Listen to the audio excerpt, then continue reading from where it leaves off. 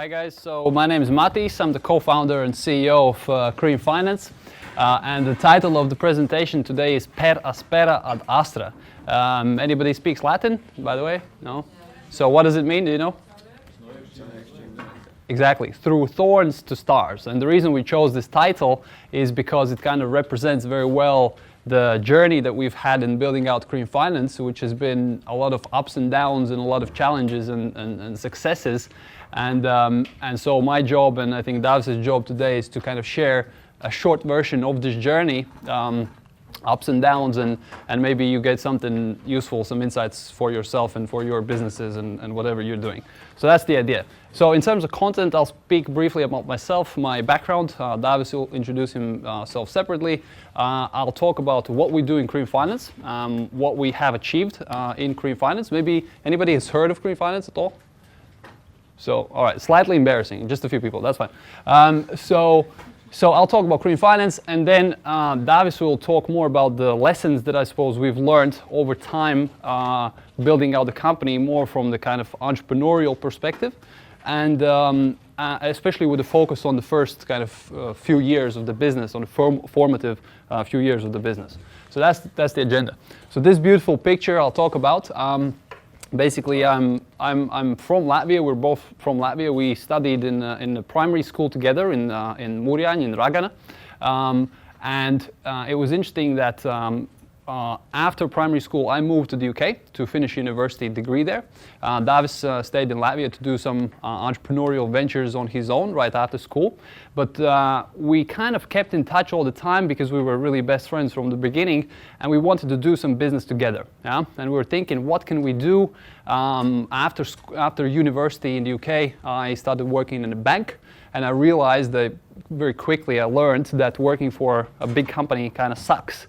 Yeah, and working for someone else generally sucks.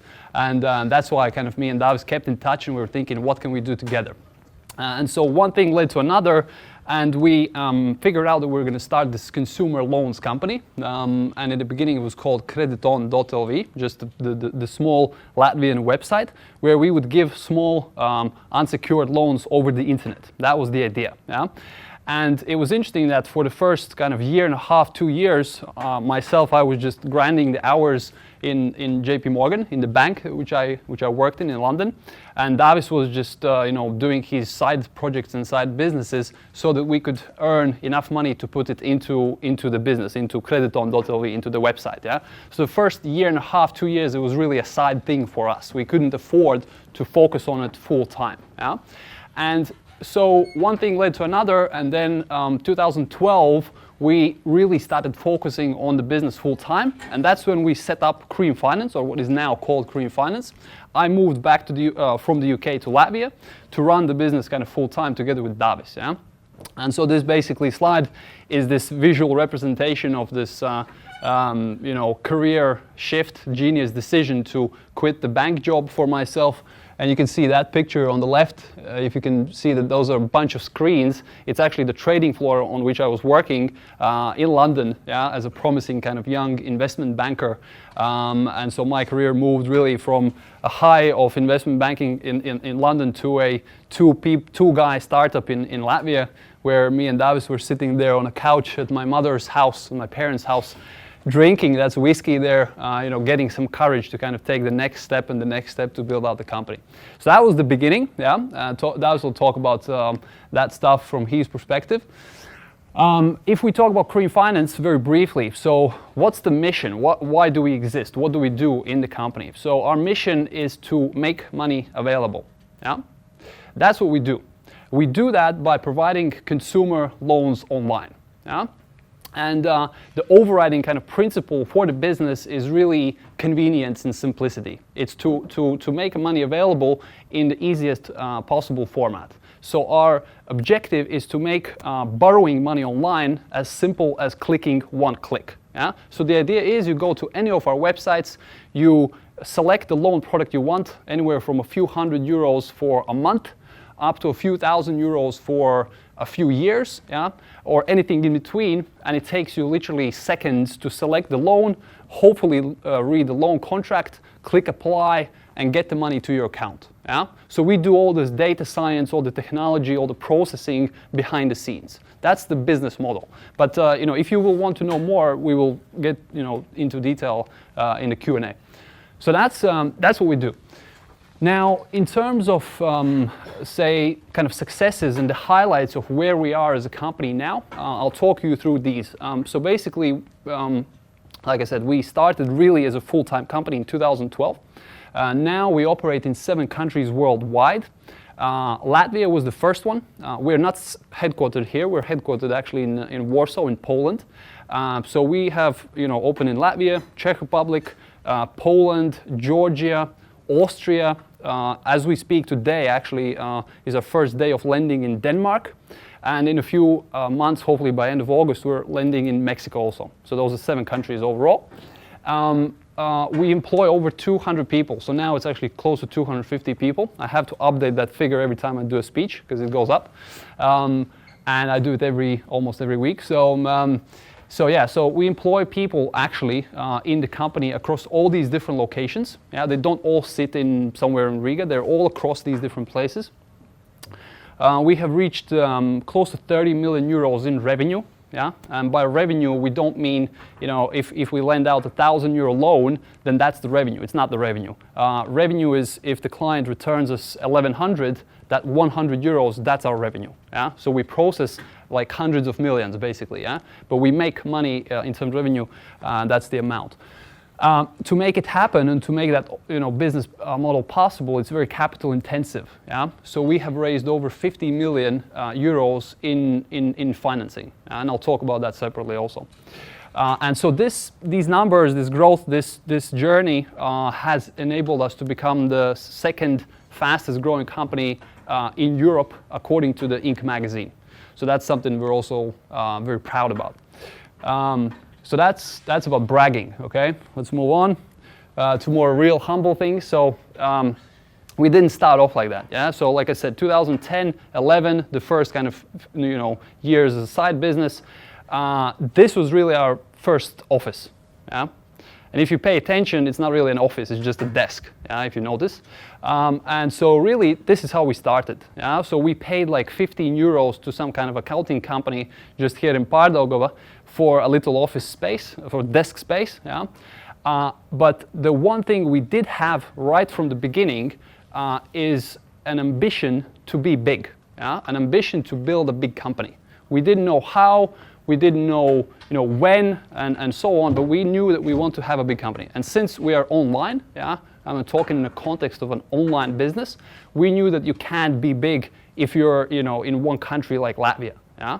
So inherently in our DNA from day one, we knew that we want to go into external markets. We want to go into new countries, launch in different markets. Yeah? So that was a kind of an intention from day one. And I thought it might be useful a little bit to touch upon this idea of going into these different markets. Yeah? So that's what I'm going to talk through here. So basically, the way we do business in different countries is, like I said, we actually have teams, we have people in these different offices. From a macroeconomic slang, it's called foreign direct investment. Yeah? When you actually go into a new country, we launch an office, so we have an office space, we get people, so we hire people, starting from a director all the way down to administrators, yeah? And we obviously get all the trading licenses, to make sure that we're compliant with data protection and all this kind of stuff. And then we start lending small sums of money for short durations, sometimes even like weeks, in order to build up, our scoring, or in other words, our kind of know-how of how the client behaves, how can we get the money back, how much it costs us to get the money, unit economics, if I'm sure you've heard of. And so basically to build out an understanding of how are we making money in this market, and how does the consumer, how does the client behave. Yeah? So that's the first bit. And so it takes us anywhere from 12 to 18 months to 24 months, depending on how aggressive we want to be, in order to, from like a 2-people kind of representative office somewhere like other side of the world, to build it into a fully functioning, profitable business, with further scale opportunity. Yeah? So it takes about 2 years. So it's fairly fast. And that's another thing that often people ask us about, and not only investors, but like all sorts of people that are interested in this kind of business model, is how do we actually kind of pick these different random countries? Because we have like, Poland, Mexico, Denmark, like Georgia, like fairly random stuff. The only thing is missing is like some Southeast Asian country, right? We'll have that also. So the point there is that we really don't do, or let's say what we do is we use a trial and error approach.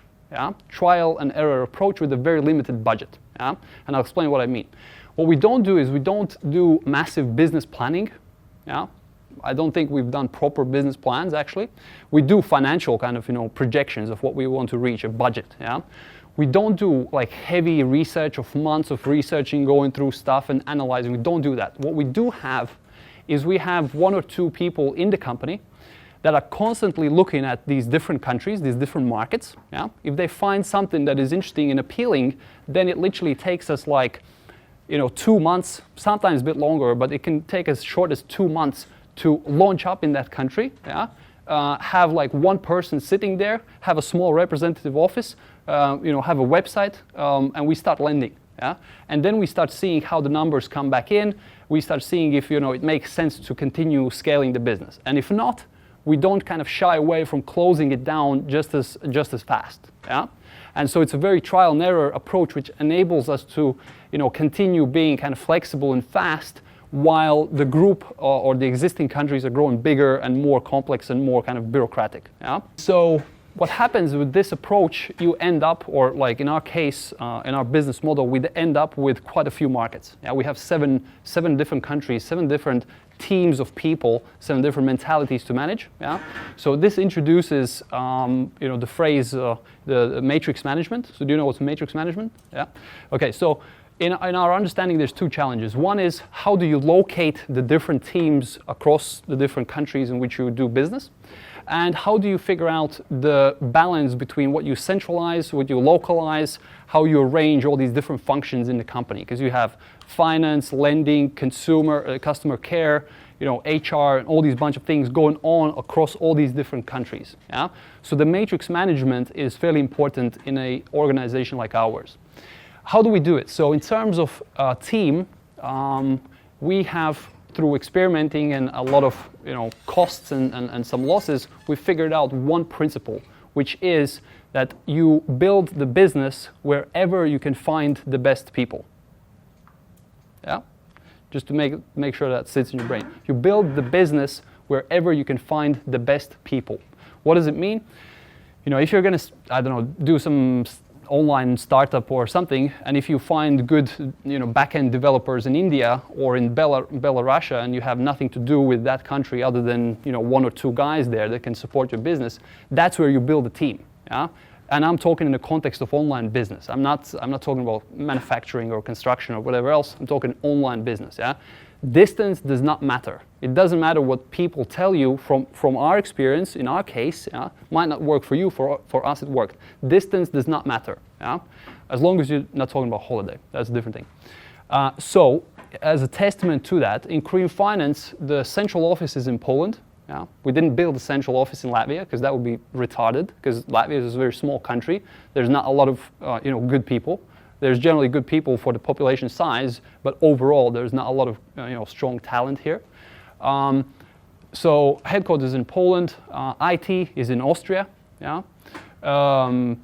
Risk and data science, the people that are crunching all the data that we gather about consumers, they all sit in Latvia. Marketing analysts are in Czech Republic. Yeah? So they're all scattered around the place, and we don't know where the next team is going to be located. And we know for sure that's where we're going to find the best people. That's where the business is going to be. So that's kind of the team split, the presence of your people kind of criteria. And then when it comes to the question of what to centralize and what to localize, we have learned through a lot of experimenting, a lot of mistakes, and a lot of learnings, a very important principle to which we stick by very strongly, which is everything that is revenue related, customer service, customer care, marketing, sales, telesales, all this kind of stuff that generates top line. That's what you want to give to your local teams and you give the authority and the responsibility to your local teams to drive the revenue, to drive the sales for you. You don't want to do it yourself, sitting in some sort of central office thinking that you know how shit works in Mexico, because you don't. Yeah? You want your Mexico people to bring in the sales for you. Yeah? Make sense? Yeah. Are they on any kind of incentive commission? Sure. I mean, that's technicality. How do you do a joint venture? Do you, hire someone fully? Do you give them commission, the kind of percentages? That's the technicality. We can talk about that. We've done testing there also. But the point is, you get the local person to do the stuff for you, as opposed to trying to do it yourself. That's one. When it comes to the second component of matrix management, which is how do you centralize versus localize your functions? Like I said, we've done a lot of experimenting, and the central control functions is what you want to keep on the group level. That's what you don't want to localize. Everything that's IT, legal, finance, accounting, stuff like that, all that risk management, all that stuff you want to centralize in your, wherever your central office or your central team is, because once you're going to have more than 2 countries, more than 2 products, whatever the category is, going on at the same time, and there will be different mentalities, different speed of development for different countries, you will go completely nuts if you don't have a centralized, hopefully automated reporting system, some kind of set of KPIs, key performance indicators, some set of tools to control these different countries. But how they bring in the revenue, that's up to them. Yeah? Does that make sense? All right, so we'll talk about that, if you want later on. So that's in terms of central local split. And then the last point is how do we go about actually scaling businesses in these different countries? Because, for example, in Poland we have like 70 people. Yeah? In Georgia we have like 30, 40 people. How do we manage to get the size in these random locations? And there's a bunch of complex probably models and stuff that you can think about. The one thing we have learned, and I mentioned this already before, is you get a person locally to build out the business for you. Yeah? Technically, whether that's a joint venture partner, some sort of a shareholder that you share with your company, whether that's a managing director or a country head, whether that's some other sort of partnership, that's, it depends on the business model, depends on the situation. In our case, we take employees, so we hire people that we fully kind of own in-house, and they build the business for us. Yeah? And they build the business for us. They think top down, so we start with the country head, and then we let that person figure out who they need to hire, how much are they going to pay for different people, where they're going to put the office, how they're going to deal with the regulators, all these, all this complexity. It's up to that person, up to that top management in that separate country, not up to me or Davis, because we can't figure this out for them. And of course, therefore, you need to hire very good people, and you need to pay a lot to these people, because they're basically kind of entrepreneurs within the business. And so, as a kind of a business case, brief example.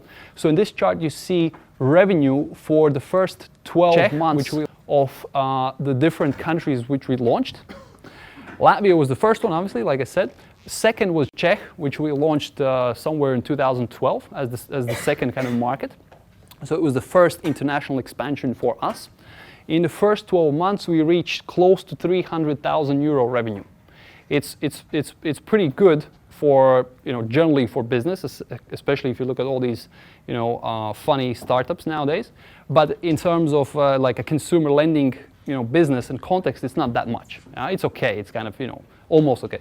Now, if you look at Georgia, the green bar, we reached close to 1.5 million in the first 12 months, same period. Georgia was the 5th market which we launched. Czech, then Poland, then others, and Georgia was the 5th. So in Czech, we knew nothing. We knew shit all. Yeah? We did everything ourselves. That means me and Davis. We literally went to Prague. We stayed there in like a small flat. We hired the team. We built the whole thing ourselves. Yeah?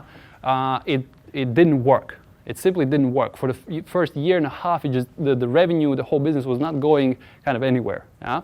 Because we tried to kind of use our mentality. We did the team working, stuff ourselves, and it just didn't work with the Czech people. It started picking up once we hired a local MD. And from learning from that, in Georgia, we used a recruitment agency to get us a strong managing director, a strong local CEO with connections, obviously understanding of how to do business in the local market. In Georgia, it's fucking crazy. Yeah, everything is like a phone call away, buddies, and drinking wine, killing sheep, stuff like that. Hopefully, there's no Georgians I'm offending, but no, those are all friends. But generally, the point was we hired a local MD. We gave that person not a business plan, a financial plan to reach, sales to reach. Obviously, we had controls on the central level that need to be adhered to. And we said, if you reach the business plan, you're going to get a bonus. If you don't, you get fired. Simple as that. Yeah, professional. Huh? And bonus was the Ferrari. A real case, actually. He didn't get it yet, but he's still working for it. That's the point. He's still, he keeps going. And so that's the idea. So. And that's really has been the primary reason why one country for us has performed so well relatively to the one country that didn't in the beginning. Yeah? And the last point I'll talk about before I leave you with Davis is that it's all great to talk about these cool kind of growth hacking strategies and all this enthusiastic entrepreneurship stuff. Yeah, but that alone will give you fuck all results when it comes to profits, revenues, dividends, cars, all the stuff that we want. Yeah, I assume that some of us at least want. And you don't get it unless you figure out how to raise capital for your business. And there's very few business models which don't need capital, like consulting and things like that. But those are very unscalable businesses. In our case, we need capital. Yeah? So we've done a lot of work in raising capital. And that's exactly the reason why I have Nelson Mandela up on the slide, because he had this quote which kind of like describes the feeling when you're raising money. How many of you raised money in your life, other than asking parents? 2? Yeah, 3? Okay, cool. So hopefully you go through this experience sometime. It's devastating most of the time. So the quote says, "It always seems impossible until it's done." Yeah? So that's how I've felt, and that's how we felt when we've raised capital. But it's doable, and so here I'm just going to share kind of very high-level anecdotal points that you can kind of take away from our experience. And like I said, we've raised over 50 million now. Soon we'll have significantly more in capital in various forms, starting from non-professional investors, high-net-worth individuals, people like that. All the way to VCs, venture debt funds, credit funds, public bond issue we have in Poland, so both public and private markets. Yeah, so we've learned a little bit in terms of how to raise money. So that's one. The next point is take dumb money. Do you understand the difference between dumb money, smart money? Just as a phrase, raise your hands if you do understand. So what's the difference? The difference would be like 3 F's, I think. Take money from family, friends, and fools. Yeah, so that's the dumb money, yeah? Not a sophisticated investor. Yeah, sophisticated professional. So exactly. So dumb money is people that invest or think they invest without doing it for a living. Yeah, and smart investors, VCs, funds that do it for a living. Yeah.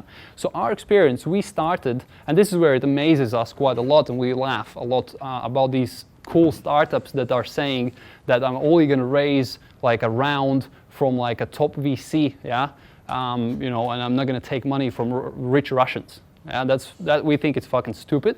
If you want to be articled kind of in TechCrunch and that's your job, as opposed to if you want to actually make money, then go ahead. If you want to make money, you take investors' money from whoever gives it to you at reasonable terms and is a reasonable person. That's our belief. That has worked for us very well. So that's one. Oh, that's two. Number 3 is be visible. So that's obvious. Yeah. The moment you will really want to raise capital, again, whether it's dumb money or smart money, you have to go to whatever events are nearby you or in Europe or in the world. Those are pitch events, networking events, any place where you can meet potential investors, rich people, through connections, whatever. You have to kind of get visibility for your project. You have to talk about it. Yeah, that's obvious. I'm sure you agree with that. So that's that. And we really, actually, we raised the first VC round from a fund called Flint Capital, actually because we started going to conferences. We started going to conferences, speaking to people, presenting, having a booth, a stand of our company in the conferences. And these funds, the representatives of these funds, they are there and they expect to be pitched to. Yeah? So that makes sense. And the last point from my side is repetition is key. Yeah? So again, you might have read all these cool Business Insider articles that, I don't know, Zuckerberg or someone, they got rejected like 5 times or 10 times, and then number 11, yes, they got the VC investor to invest. Yeah, it's amazing. Yeah, they went through this difficulty of pitching to 10 people. The reality is we are all in freaking Eastern Europe. Yeah? So our experience of pitching, and by pitching, it doesn't mean always like massive, audiences and superstar shows. Pitching one-to-one, talking to different investors, is that we've been rejected not 100 times or 150 times. We have been rejected 300, 400, 500 times. I'm not shitting you. We have a list if you want to kind of, see proof. Yeah? We keep a list of obviously all the funds we talk to. Over the last year and a half, not over the last 4 or 5 years. If we take over the last 4 or 5 years, it would be completely sad. Yeah? That's the reality. You're coming from a market which is not perceived as very cool or sexy by US investors, by UK or like German investors. Yeah? And unless you have connections because of family or something, be ready, expect to be rejected constantly, hundreds of times. Yeah? And the repetition is key, means you have to keep adjusting your pitch, your story. Yeah, every time you get some feedback that it's unclear, what your business is solving, or it's unclear how you're going to make profits, just take it on, adjust the pitch, make it better, copy, your competitors and so on, and just be ready to work on it all the freaking time. Yeah, that's at least our experience. I'm sure there's people that have been more successful, more easily raising funds, but don't expect, to get money easy. It's very rarely happens, yeah? Unless you're kind of Zuckerberg. And I think that's it. And I'm with this one handing over to Davis. So what I'm actually doing here is a PR stunt, right? There's an operator that's filming all that and we're recording, and then we're gonna make it look like it's like big event somewhere in a stadium, and like thousands of people are listening, and and everybody's gonna ask question why, and the PR girl is gonna write about it and things like that. So I can't shoot straight like Matiss. I need some engagement. So guys, who of you have running businesses currently? 1, 2, 3, 4, 5. Okay, Matiss doesn't count. Okay, who of you have bankrupt businesses in your experience at least once? Okay, good. Who of you have bankrupt businesses 3, 4, 5 times? Nobody. Okay, good. So I'm going to talk a little bit about learning and how to get to the point when the stuff starts happening, right? And we started the business pretty young. I think I was, I'm talking about Creamfinance. I was 24. Matiss was, the same age, 24. Personally, I was involved in different business dealings since I was 18 years of age. I got accepted to Riga Technical University to environmental engineering. 3 months down the line, I understood this is not that exciting for me. And, we jumped into, with Matiss, we jumped into selling wood materials, yeah, just for construction. We took investors' money for that. That was running approximately for half a year, failed miserably, lost all the money. The business lesson here is when we bought the second tranche of, of these materials, the purchase price was simply too high. Couldn't sell them. Had to sell them for cheap, lost all the money. After that, me and my one buddy, we came up with an idea. Why don't we do a car rental company? So we found an angel investor. And he founded a car rental company. And, we had this great idea. We're going to put 10 new cars, almost brand new cars, in a row. There's going to be this big opening, the champagne. We're cutting the ribbon, and the stuff's going to fly. We had 10 cars. We started. The stuff didn't fly. 1.5 years later, the company was taken over by with debt from me, because all these cars were bought on a bank loan. You had to pay since day one. What we should have done instead was, take 1 car, 2 cars, 3 cars, etc., and build as we go, learn some lessons. After that was bankrupt, I went into landscaping. Is anybody into landscaping? No, okay, that's good, because that's a horrible business. Don't do that ever, This is super depressing, especially in winter, right? Don't recommend it to anybody. After landscaping 2 depressing seasons, I somehow got to be a franchisee of a Swedish company that is doing plant walls. That's indoor plantations, vertically. It's a very cool concept, super niche thing. But we were doing it on a global scale, 12 countries, traveling around building these things. It was very super cool. The thing is, it was good for the end owners, right? Because of every project sold, I was paying commission to them. And so were other guys from 10 countries. So they were actually making a revenue. I managed to build 3 plant walls here in Latvia. One is in Draugiem LV office, one is in some private house, and one is in a hotel. Maybe you know that, on Grēcnieku Street. So that was not that exciting. Somewhere in between, there was this idea of building Creamfinance, and I think Matiss did not share the root idea. Me and Matiss were on the Skype, and we're like, we need to do something. We need to sell something online. Online is the thing. And I was like, nobody has money. Nobody's gonna buy anything online. He's like, why don't we sell money? And I was like, that's a stupid idea. That's for rich people. And then later on, I went to a poker evening, and there was this discussion about, and some guys, there are some pretty successful companies that are doing that, you should try. And then we set up, first business plan, and it was so shitty. I was looking at it, oh my God, it's I would never do that business. You can't even pay your salary for 1 year, right?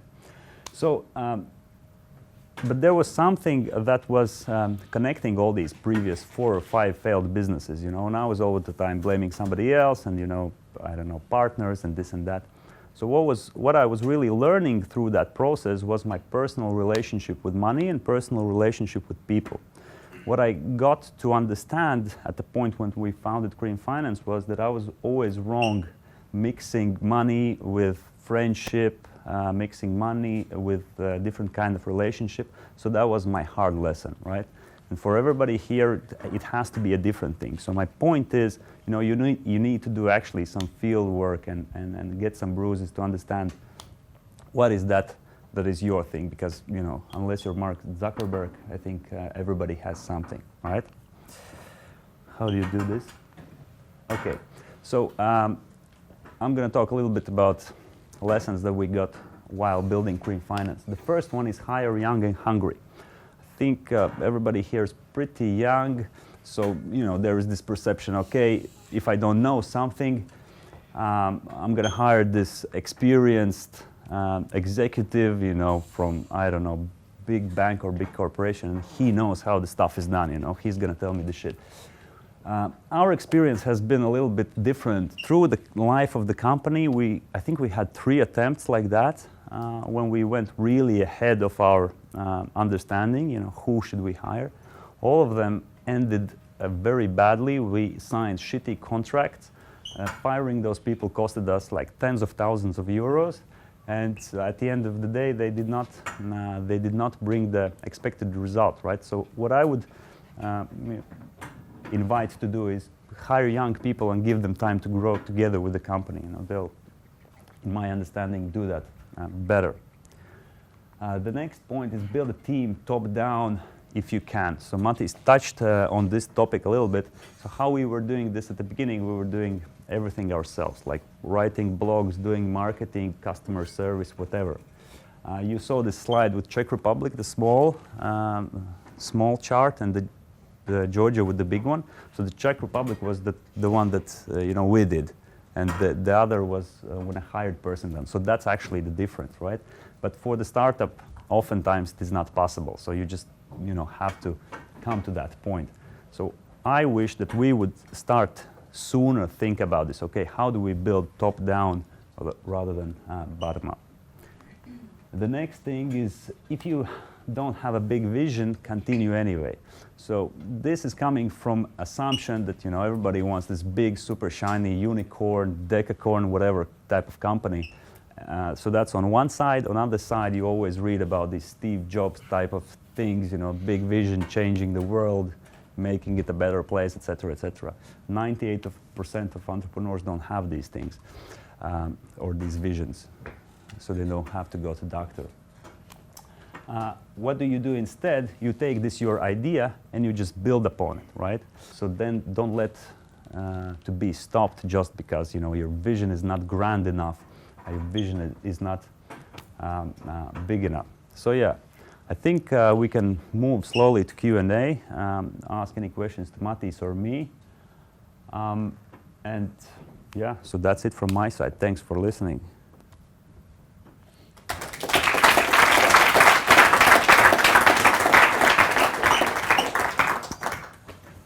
So questions? Yes. You're in a highly competitive industry, so how are you different? Which is better. Which is better. Are you? No, but in reality, when Matiss was talking about things like matrix management and the balance between centralized and local, the way how we operate in the new markets, all these things for us seem so common sense now, but when we look at other companies from UK, big companies, they didn't manage to do that well. For example, there's one example of a successful UK company that they did a business model in UK and they were like, okay, this is how it works, so we copy it in every market. Poland, I don't know, Germany, etc., etc. So it turned out that approach doesn't work. So they failed miserably, lost tons of money, right? So it happened that just you can say by accident or by sheer will, we found our way, right? Simply put. And, the overall, not secret, not sauce, you can name it whatever, is to do what works for you. If just get into the numbers, right? We raised 40,000 euros or something like that, and the software cost 10,000 euros. Obviously, you can't do it, right? So what we did, we took a bottle of whiskey, we went over to this guy, and we got, who's selling the software, we got a deal, which was, I think, 1,000 up front, 6 months, no payment, and then in 6 months in installments later on. And by that time, we already had revenue and things like that. And these guys were late with the website build out for a month or something. Matiss said, like, let's do marketing, let's do these blogs and whatever is there online, PPC, SEO. We started doing that, and that seemed to be a good decision because once we launched the first day, the traffic was there, people were like applying, and the stuff was happening. But it's been like pretty much experimenting, since then. And this learners or willingness to learn sort of mentality is very, very helpful. We have been able to move ahead or be better than many companies that started from a better place with much more funding, with much more experienced guys. What I notice around, when we speak with them is that they think they're smart, They think, okay, we know how the stuff is done, We understand the shit and how things work. I don't think like that, There's always stuff to learn and things are changing, so that's important to note. What is the level of bad debt in your company? Great question. Bad debt. Okay. I think we're like what, 6%, 7%? 6 long-term default yeah. rate. Long-term default rate 6 to 7%, one of the best in industry. When you take payday, unsecured installment for consumers, when you take that kind of segment, it's one of the best default rates in industry. And again, there's like I guess there is a lot of debate about this, giving up control thing and things like that. Well, I can tell you what, the moment you take money from somebody, he's owning you. End of story, period. There's no shares, voting rights, chairman of the board, things like that. It's like nonsense, bullshit, doesn't work. One question. Yeah, You said working for other people sucks. Yeah. And you just said these investors own you. Of course So they. which is it? Well, yeah. I mean, in reality, if you take outside money, you're partially you're working for that money. Yeah, but it's different from working in a fucking company in a bank. Let's be honest. If you're an entrepreneur getting VC funding, that's pretty different than you're sitting by a laptop in a bank. And we're owned by investors, that's true, because they can pull the plug or something like that, but what we're doing, we're leveraging on their money, right? And yeah, it's just like big part of our daily job, you know, to do Need to hire anybody else from Latvia? to do that. No, to do anything. I didn't get Are your. you looking for anybody to hire in Latvia? Yeah, I mean, So the science team is the one that we Yeah. normally hire. It's from FISMAT usually, because those are freaks, you know, in a good sense as well. They're super good. They're super good. And FISMAT is like we hire a lot. You know, I think we can be proud because we're bringing actually money into Latvia. We're bringing talent into Latvia. People from different countries come to work for us, and they, you know, move to live here and things like that. The point is, we're open to all sorts of positions, quite like often and all the time, basically. And we can hire someone in Latvia, and that someone will be working for some project, I don't know, in launch in Denmark or something. So we're definitely interested in people to come to us and talk about job opportunities. There was a question. Yes, do you have 1 minute pitch for investors and what it is you usually say? 1 minute page. What's that? When you are in the elevator with a potential investor and you That's feel what they that were there's practicing. opportunity and you have like half a minute or a minute. What do you Then say? I just put my heart on the floor. Whatever. There's a pitch. You know, there's something. You tell what you do, and it's not even 1 minute. People say it's first 20 seconds when the person has made a decision. Does he want to engage with you or not? If you start reading off the paper, that's a no-no. You know. I would add that. So I'd say in a way, yes, we do, especially when we do go to conferences where you have random people. It's all very, very quick, dynamic. I mean, if you go onto the conferences, you know how it is. You don't have a lot of time. You want to get right to the point. And the pitch would normally consist of the highlights of the coolest shit that you've achieved. Yeah. So we have, let's say, 30 million revenue. We're profitable. We have over 200 people, 7 offices. You know, competitive edge. We have the industry-leading risk management process that gives us default levels of 7% versus 11% of the industry average. That's a 14% improvement. Yeah, and we're looking for 10 million equity. Yeah, that's you throw that in, and then you see he's looking somewhere on the floor, or he's looking at you, and you can tell by that is he interested or not. All right. That's it. We're out of Good. time. Good. Thank Thanks you. for having us. That's yours. I've got some presents for you.